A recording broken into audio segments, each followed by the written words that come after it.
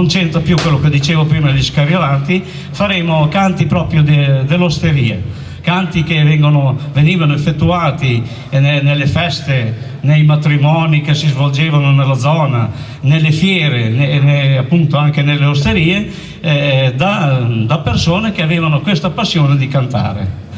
Il primo pezzo si chiama, per titolo, Rondinelle, rondinelle che volate.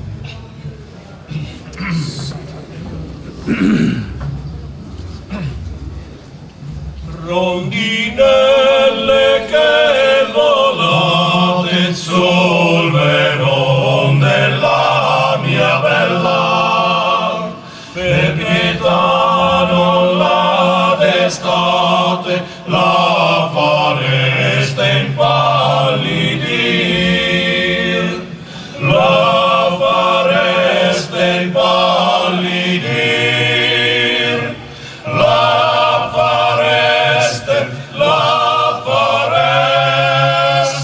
impallidir. Io vi taccio e veglio il sonno dell'amata fanciulla mia, nel pensier mi guarda il ponno, disturbare il suo dormir, disturbare il suo dormir, disturbare il suo dormir.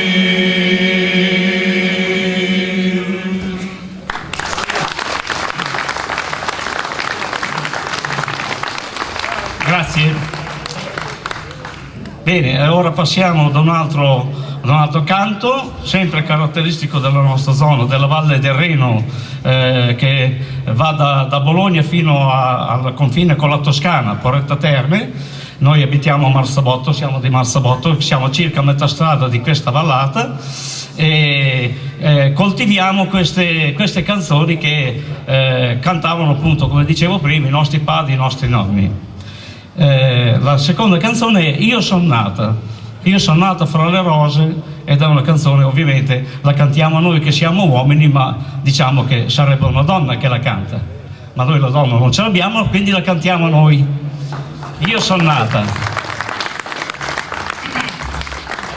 Io son nata verginella, verginella, io voglio morir, verginella, io voglio morir, verginella, io voglio morir, sulla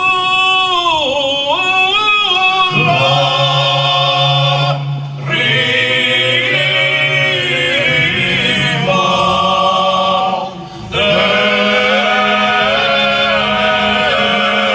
del mar. Io sono